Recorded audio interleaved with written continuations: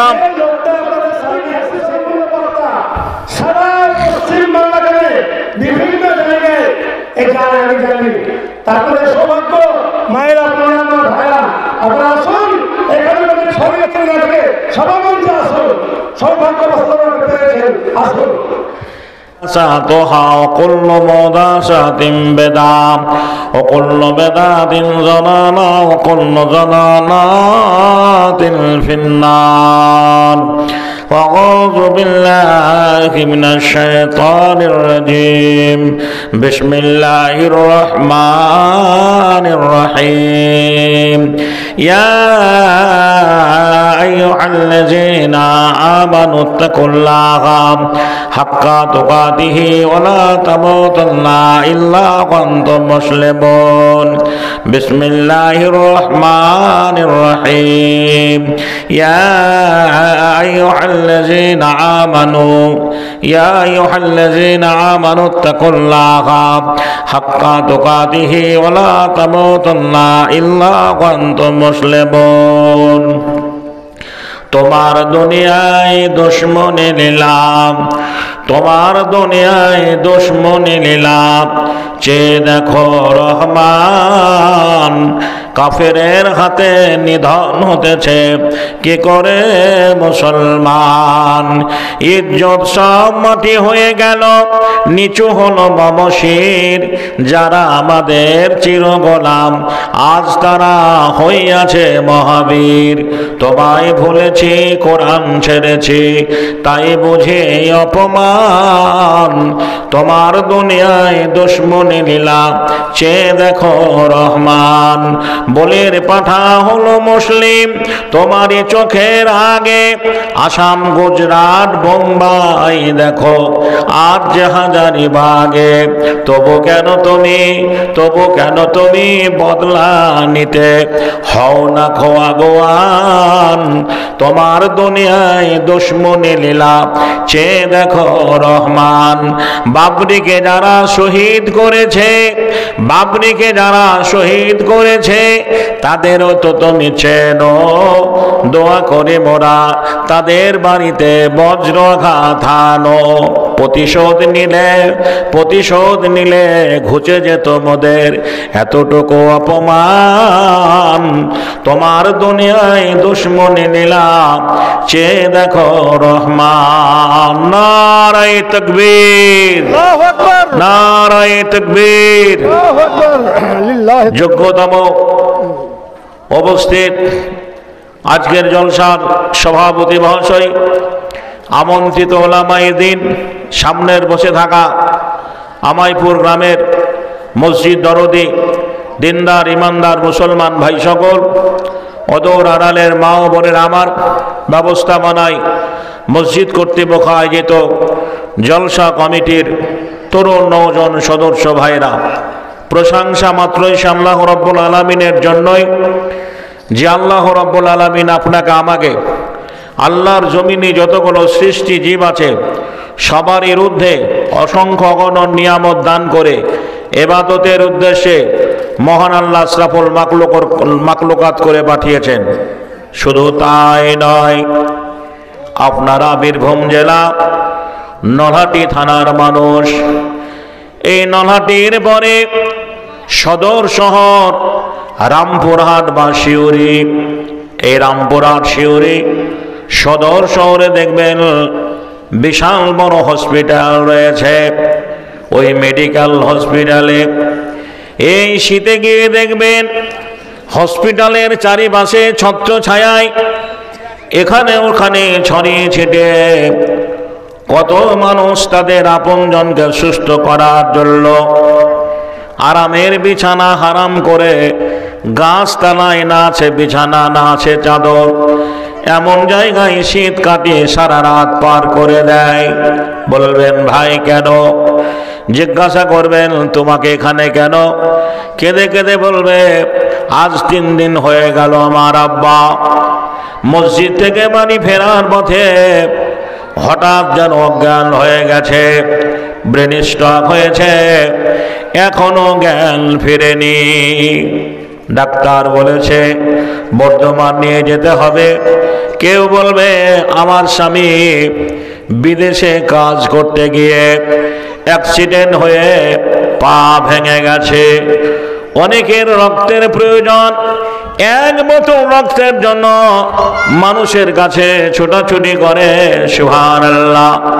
বন্ধুরে আমার, ভাইয়ের আমার, সেই মানুষগুলোর তুলনায় আল্লাহ আপনাকে আমাকে বিপদ মুক্ত করে ভালো অবস্থায়, সুস্থ অবস্থায় রেখেছেন। একবার বুকে হাত দিয়ে বলুন, আপনার কোনো আপনজন, আপনার কোনো আত্মীয় যদি এমন ঘটনা ঘটতো, এই জালসায় আপনাকে পাওয়া যেত না। জোরে বলেন ঠিক না বেঠিক? বন্ধুরে আমার, সেই মানুষগুলোর তুলনায় আল্লাহ আপনাকে আমাকে ভালো রেখেছেন বলে আলহামদুলিল্লাহ, আল্লাহর কাছে লাখো শুকরিয়া। ছোট্ট করে একবার বলুন আলহামদুলিল্লাহ।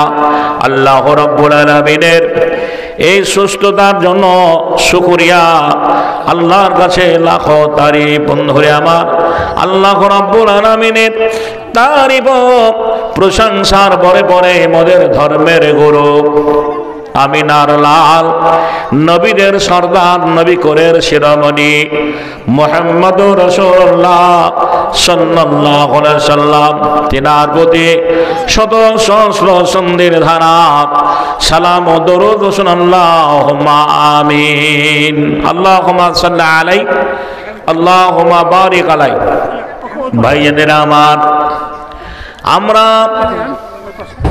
ফেরাউনের ইতিহাস পড়েছি, নমরুদের জীবনী পড়েছি, কারণের ঘটনা জানি, তবে মহান আল্লাহ, আমরা ভারতবর্ষের মানুষ, মুসলমান হয়ে জন্ম নিয়েছি এই ভারতবর্ষের মাটিতে। বর্তমান যে জালেম সরকার রাজত্ব করছেন, এই সরকার, এই জালেম বাদশাহ ফেরাউনের চাইতেও কম নয়, নমরুদের চাইতেও কম নয়।